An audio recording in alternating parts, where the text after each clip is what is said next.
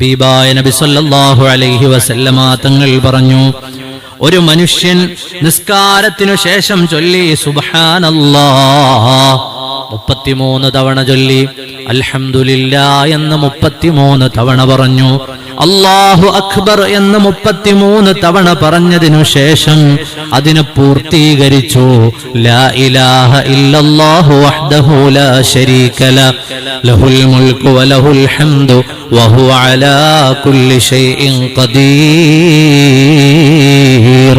അങ്ങനെ ഒരാള് പറഞ്ഞു തീരുന്ന ഉടനെ അവന്റെ പാപങ്ങളൊക്കെയും പൊറുക്കപ്പെടുമെന്ന് മാത്രമല്ല, സമുദ്രത്തിലെ കടലിലെ നുരകളോളം പാപങ്ങളുണ്ടെങ്കിലും പുറത്തു നൽകുമെന്ന് സയ്യിദുനാ റസൂലുള്ളാഹി സ്വല്ലല്ലാഹു അലൈഹി വസല്ലം. ഇമാം മുസ്ലിം ഉദ്ധരിക്കുന്ന ഹദീസ്.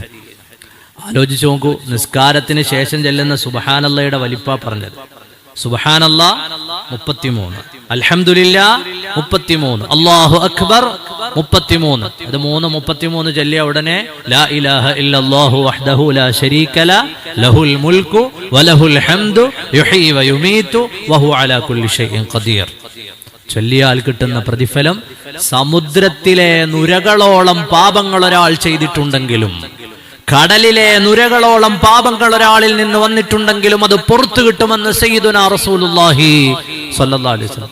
അതുകൊണ്ടാണ് നിസ്കാരം കഴിഞ്ഞിട്ട് എഴുന്നേറ്റ് ഓടിക്കളയരുത് എന്ന് പറയുന്നത്. നിസ്കാരം കഴിഞ്ഞിട്ട് എഴുന്നേറ്റ് ഓടിക്കളയരുത് എന്ന് പറയുന്നത്. ഈ സുബ്ഹാനല്ലാഹി അൽഹംദുലില്ലാഹി ഒക്കെ ചെല്ലാതെ എഴുന്നേറ്റ് ഓടിയാൽ അള്ളാഹു പാപം പുറത്തു തരാമെന്ന് പറയുമ്പോൾ അതിരുന്ന് ചോദിക്കാൻ നമുക്ക് പറ്റിയില്ലെങ്കിലോ അള്ളാഹു ജീവിതത്തിൽ പകർത്താൻ നമുക്ക് തൗഫീഖ് നൽകുമാറാകട്ടെ.